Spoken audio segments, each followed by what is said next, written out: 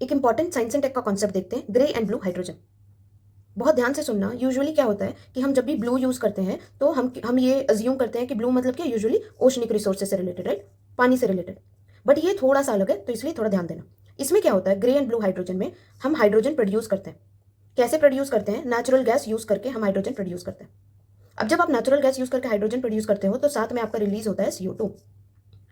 अब अगर आप ये CO2 को ऐसे ही छोड़ दो कि ये रिलीज हुआ तो हाँ रिलीज हुआ, आप उसका कुछ ध्यान नहीं दो, तो ये प्रोसेस हो गया ग्रे हाइड्रोजन। समझ आया? पर यही अगर आपका जो ये एक्स्ट्रा CO2 रिलीज हुआ है, अगर आप इसको एश्योर करो कि ये CO2, ये जो कार्बन है, इसको स्टोर किया जाएगा कहीं पर, तो ये रिलीज नहीं हुआ डायरेक्ट एनवायरमेंट में, तो इस प्रोसेस को बोलते हैं हम ब्लू हाइड्रोजन। समझ आ गया क्या है ग्रे हाइड्रोजन, क्या है ब्लू हाइड्रोजन? अब अगर कॉन्सेप्ट समझ आ गया तो ऑटोमेटिकली समझ आ जाएगा कि ग्रे हाइड्रोजन जो है वो ज्यादा पोल्यूटिंग होता है, ब्लू हाइड्रोजन कंपेरेटिवली कम पोल्यूटिंग होता है। अब एक और कॉन्सेप्ट मैंने पहले से ही समझा रखा है आपको, वो है ग्रीन हाइड्रोजन। तो अगर आपको वो कॉन्सेप्ट याद होगा कि ग्रीन मतलब इको फ्रेंडली वाला, तो आपको याद होगा कि ग्रीन हाइड्रोजन तो इनसे भी अच्छा है, मतलब ब्लू से भी एक लेवल ऊपर। क्यों? क्योंकि ब्लू हाइड्रोजन में CO2 रिलीज हो रहा है, फिर आप उसको कहीं स्टोर कर रहे हो। ग्रीन हाइड्रोजन में तो CO2 रिलीज भी नहीं होता है।